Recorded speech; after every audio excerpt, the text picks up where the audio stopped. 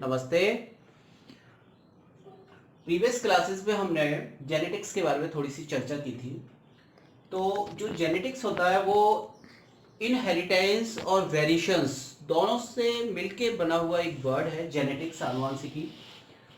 इसके बाद आज हम चर्चा करेंगे मेंडल्स के लॉ के बारे में, जो मेंडल्स ने जेनेटिक्स के बारे में जो लॉ दिए हुए हैं।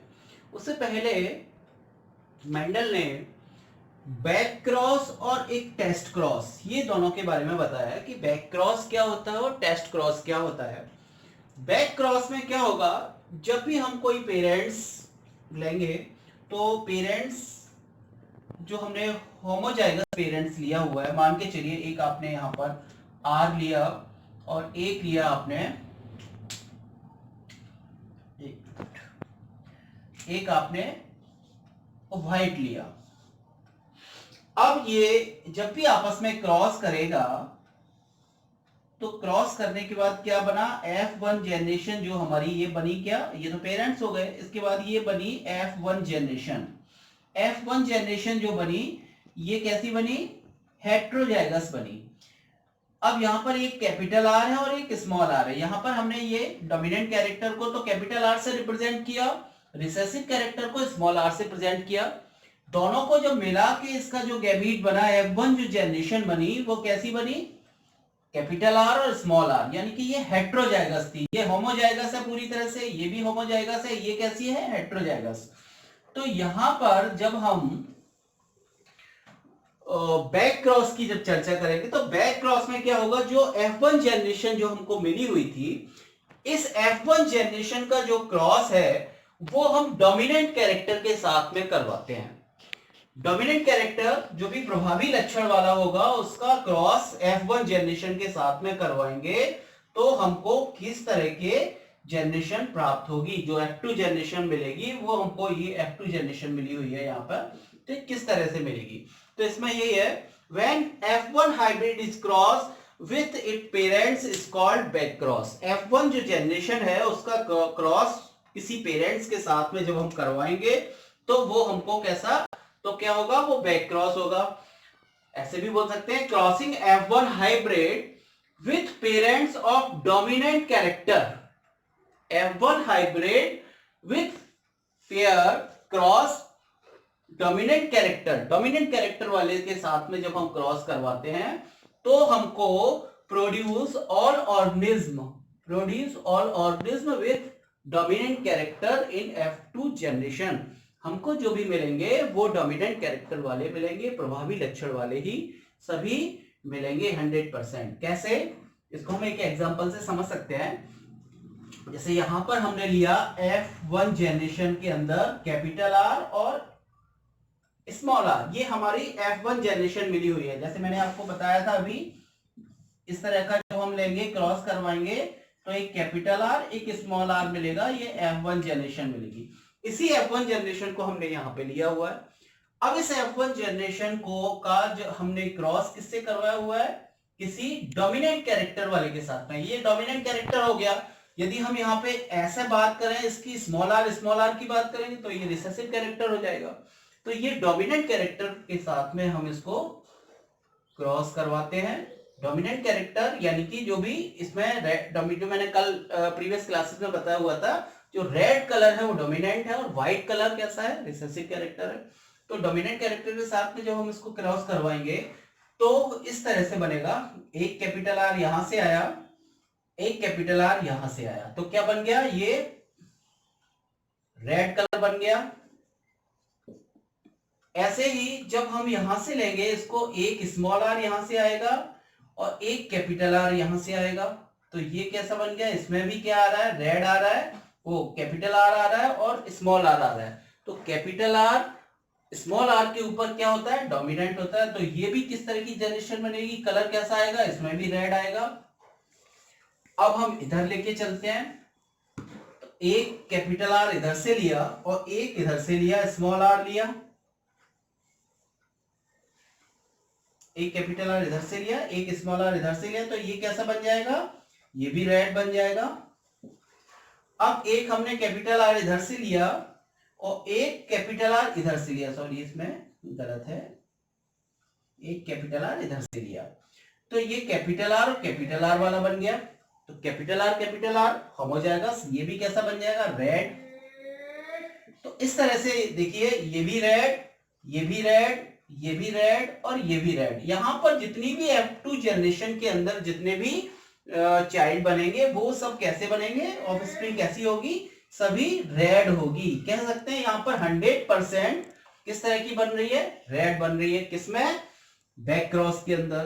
तो बैक क्रॉस में F1 जनरेशन का क्रॉस हम यदि रेड के साथ में करवाते हैं तो हमको 100% किस तरह की मिलेगी, रेड ही रेड मिलेगी सभी। ये तो हो गया बैक क्रॉस।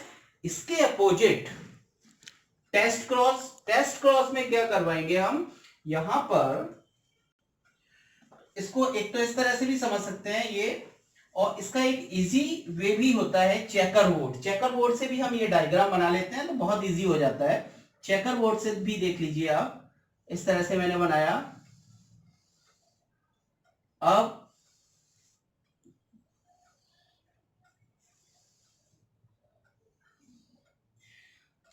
यहां पर हमने ये लिया इसकी गैमीट कैपिटल आर और स्मॉल आर, तो एक साइड ले लेंगे इसको, एक साइड यहां पर मेल कर लेंगे, एक साइड फीमेल कर लेंगे। तो कैपिटल आर एक में ले लिया स्मॉल आर, इसमें कैपिटल आर और कैपिटल आर है, तो यहां पर हमने कैपिटल आर और कैपिटल आर लिया। ओके, अब हम इसका क्रॉस करवाएंगे, तो एक कैपिटल आर यहां से, एक कैपिटल आर यहां से, तो यहां से कैपिटल आर और कैपिटल आर आ जाएगा इस जगह, इस बॉक्स के अंदर। इसमें कैपिटल आर और इसमें क्या है, स्मॉल आर, तो यहाँ पे कैपिटल आर, यहाँ पे स्मॉल आर आ गया। ऐसे ही इसमें कैपिटल आर और इसमें कैपिटल आर है, तो यहाँ भी आर, आर कैपिटल, ये भी, और इसके बाद इसमें कैपिटल और एक यहाँ से स्मॉल, तो ये कैपिटल और स्मॉल हो गया, इसी तरह के आ गया। अब ये देखिए कैपिटल आर और कैपिटल आर कैसा होगा, ये रेड, ये कैसा होगा, ये भी रेड, ये कैसा होगा, ये भी रेड, ये कैसा होगा, ये भी रेड। ओके, तो कह सकते हैं 100% रेड प्राप्त होगा। तो ये चेकर बोर्ड से भी बना सकते हैं, इसको चेकर बोर्ड कहते हैं। ये हम नॉर्मल वे में भी बना सकते हैं। तो इस तरह से ये तो हो गया किसका एग्जांपल, बैक क्रॉस का।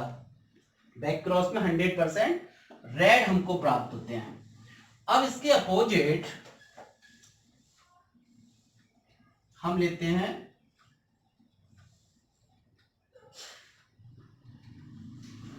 Test cross. टेस्ट क्रॉस में क्या होगा, टेस्ट क्रॉस के अंदर हम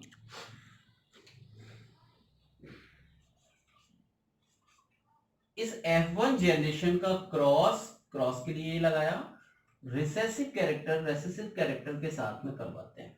ओके, तो ये तो कैसा हो गया, रेड, क्योंकि यहां पर कैपिटल आर आ रहा है, तो कैपिटल आर स्मॉल आर के ऊपर डोमिनेंट कैरेक्टर होता है, तो ये कैसा हो जाएगा, रेड। बाहर से रेड दिखाई देगा, इसका जो फिनोटाइप है वो रेड होगा, जीनोटाइप इसका डिफरेंट है।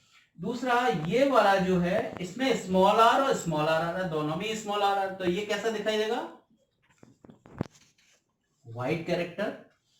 अब जब इसका हम क्रॉस करवाएंगे, इस रेड का क्रॉस इसके साथ में पहले लिया मैंने, ठीक है, एक कैपिटल आर यहां से, एक स्मॉल आर यहां से, तो क्या आ जाएगा, कैपिटल आर और स्मॉल आर।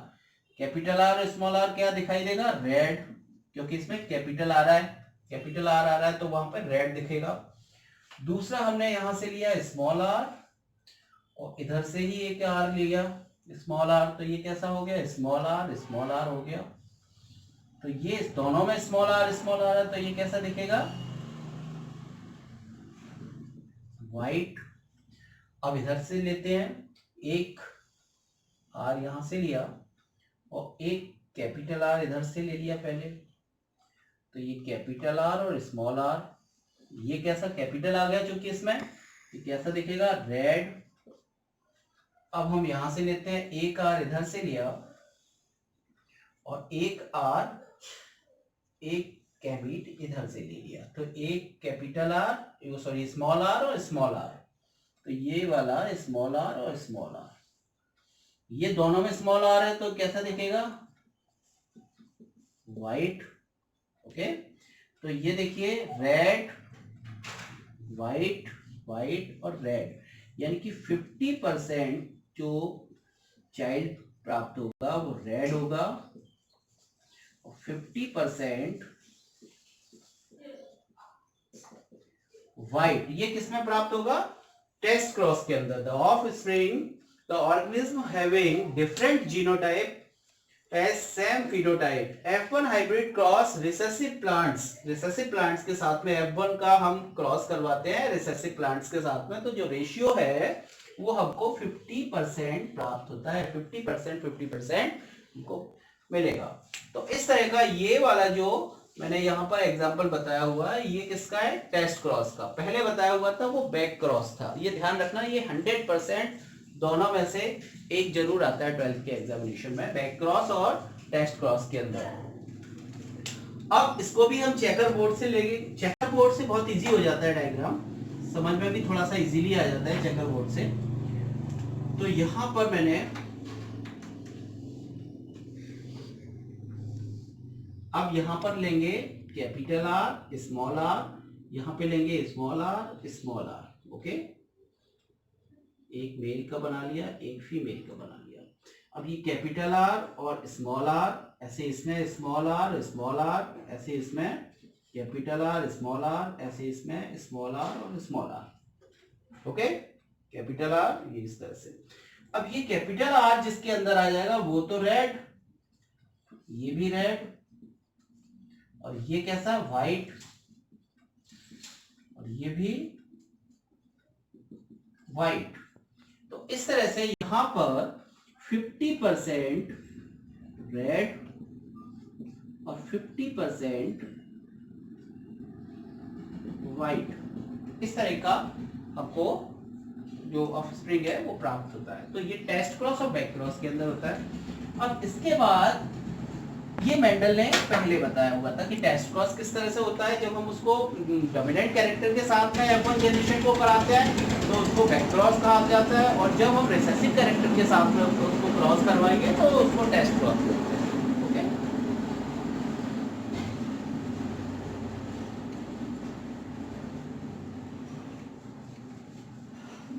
हो गया।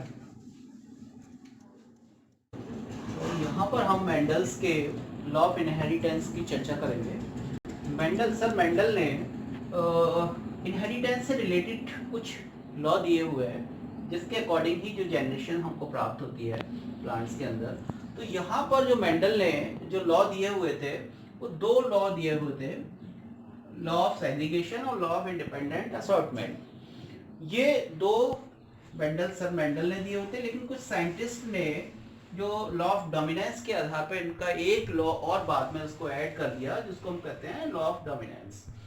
तो सबसे पहले तीन लॉ इन्होंने दिए, मेंडल के तीन लॉ हैं इनहेरिटेंस से रिलेटेड। सबसे पहला है लॉ ऑफ डोमिनेंस, जिसको हम कहेंगे प्रभावितता का नियम। दूसरा होगा लॉ ऑफ सेग्रीगेशन या law of purity of gamete, यानी कि इस नियम के अनुसार जो उनके गैमीट का प्यूरिफिकेशन हो जाता है, अगली जनरेशन में आके जो गैमीट हैं उनका प्यूरिफिकेशन हो जाता है। और नेक्स्ट है लॉ ऑफ इंडिपेंडेंट असॉर्टमेंट, स्वतंत्र अपव्यूहन का नियम, जिसको कहते हैं लॉ ऑफ इंडिपेंडेंट असॉर्टमेंट। तो इस तरह से तीन नियम इन्होंने दिए मेंडल ने।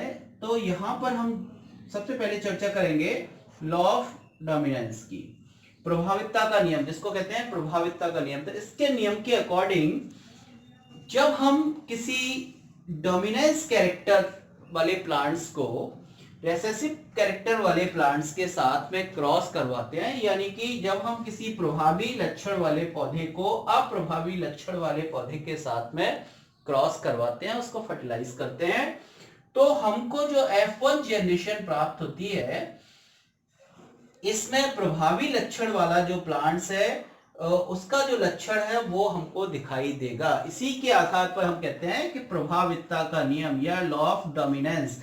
जब हम किसी डोमिनेंस कैरेक्टर वाले प्लांट्स को रिसेसिव कैरेक्टर वाले प्लांट्स के साथ में क्रॉस करवाते हैं, तो यहां पर जो हमको ये F1 जनरेशन प्राप्त होगी, ये कैसी प्राप्त होगी?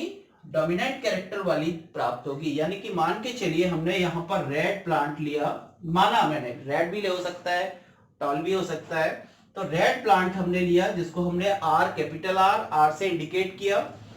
इस यहां पर हमने इसको लिया व्हाइट, यहां पर स्मॉल आर को प्रेजेंट किया।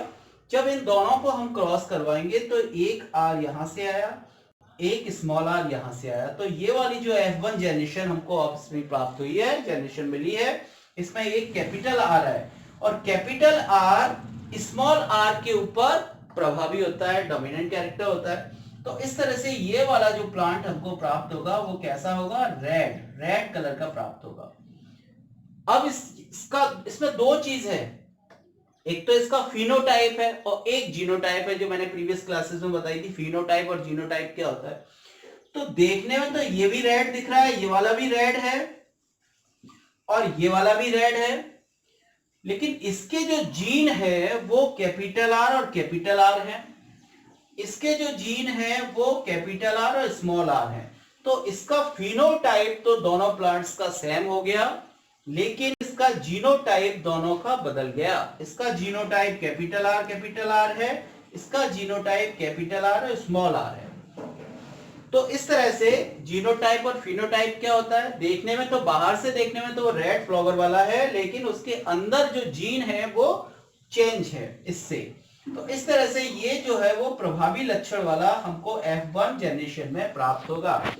When the cross is made between two pure gamete, pure plants या pure gamete taking only one pair of constructing character of a pair expressed itself the F1 generation।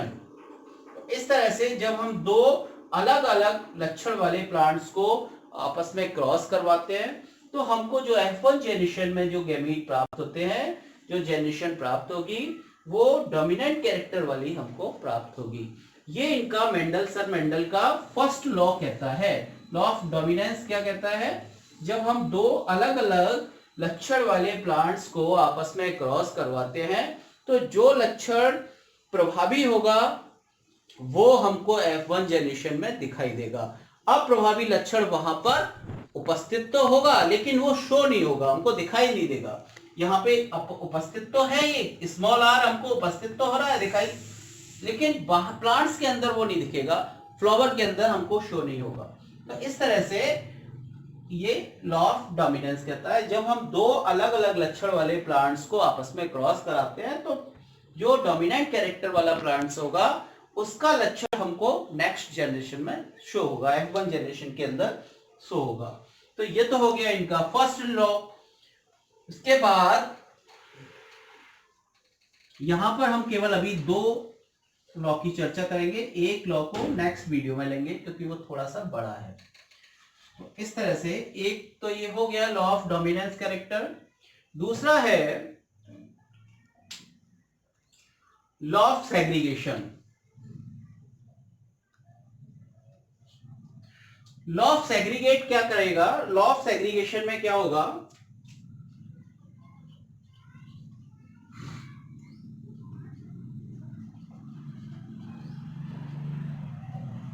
Law of segregation में क्या होगा, जब हम F1 generation, जैसे हमको यहां पर अभी जो फर्स्ट वाला लॉ हमने बताया था तो उसमें हमको इस तरह की जनरेशन प्राप्त हो गई। ओके, अब जब हम इस जनरेशन को किसी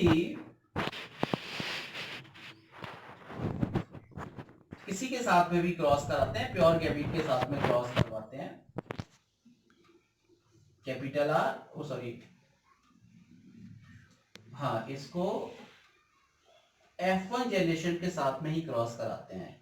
सेग्रीगेट का ये होता है, जब ये भी आपका F1 जनरेशन हो गया और ये भी F1 जनरेशन हो गया। कौन सा, law of segregation. Law of segregation क्या बताएगा, इसके बाद लॉ ऑफ डोमिनेंस में जो हमको F1 जनरेशन प्राप्त हुई तो इसी तरह से मिली, इसको जब हम किसी दूसरे F1 जनरेशन के साथ में आपस में क्रॉस करवाते हैं तो देखना अभी कैसे हमको प्राप्त होगा। एक कैपिटल आर को हमने यहां से लिया, कैपिटल आर, तो ये हो गया कैपिटल आर हो गया। अब इसके बाद ये वाला हमने लिया, ये कैपिटल आर, स्मॉल आर हो गया। अब हमने ये स्मॉल आर लिया, यहां से स्मॉल आर लिया, तो ये देखना स्मॉल आर और स्मॉल आर हो गया, और ये कैपिटल आर और ये स्मॉल आर, तो यहाँ पे कैपिटल आर और स्मॉल आर। इस तरह से हमको ये जनरेशन प्राप्त हुई। अब यहां पे देखना आप, ये तो कैसा मिला हमको रेड, ये भी कैसा मिला रेड, ये भी कैसा मिला रेड, और ये कैसा मिल गया व्हाइट, यानी कि 25% प्योर रेड, 50% हाइब्रिड रेड, और ये 25% प्योर व्हाइट। ओके, अब ये जो फर्स्ट जनरेशन थी वहां पर हमको जो ये सेकंड जनरेशन में तो मिला नहीं था, फर्स्ट जनरेशन में ये F2 जनरेशन में यहां पर निकल के आ गया। कौन सा निकल के आ गया? व्हाइट वाला प्लांट्स था, वो फ्लावर यहां पे निकल के आ गया, यानी कि 25% हमको व्हाइट मिलेगा, यहां पर हाइब्रिड मिलेगा, यानी कि हेट्रोजाइगस होगा। ये होमोजाइगस है, ये भी होमोजाइगस है, क्योंकि इसमें दोनों कैपिटल स्मॉल आर है, इसमें दोनों में कैपिटल आर है, तो ये कैसा हो गया? होमोजाइगस। ये हेट्रोजाइगस हो गया, क्योंकि इसमें कैपिटल आर भी है, स्मॉल आर भी है, इसमें कैपिटल आर है, स्मॉल आर है, तो ये 50% कैसा हो गया? हेट्रोजाइगस। ये 25% कैसा हो गया? होमोजाइगस हो गया। अब ये सेकेंड लॉ कहता है कि जब हम F1 जनरेशन और F1 जनरेशन को आपस में क्रॉस करवाते हैं तो हमको जो जनरेशन प्राप्त होगी उसमें सेग्रीगेट हो जाएगा, यानी कि जो गैमीट है उनका प्योरिफिकेशन हो जाएगा। यहां पे law of purity of gamete ये निकल के आ गए 25% आपके अलग, फर्स्ट जनरेशन वाले व्हाइट यहां पर अलग अलग हो गया। ये 3 तो हमको रेड मिलेगा, लेकिन यहां पर ये 25 व्हाइट मिलेगा। तो इस तरह का ये सेकेंड लॉ इस इनका सर मेंडल का बोलता है। तो फर्स्ट लॉ है लॉ ऑफ डोमिनेंस, सेकेंड है लॉ ऑफ सेग्रीगेशन। ठीक है, इसके बाद जो थर्ड वाला लॉ है ये थोड़ा सा बड़ा है, इसको हम अगले वीडियो में डिस्कस करेंगे पूरा। तो इसमें कोई दो जो लॉ बताए हुए हैं, इनमें अगर आपको कोई भी समझ में नहीं आता है, किसी भी तरह की कोई परेशानी है, तो आप कमेंट बॉक्स में डालिए, ज्यादा से ज्यादा शेयर करिए, लाइक करिए, जिससे आपको नए वीडियो तुरंत प्राप्त हो जाए। धन्यवाद।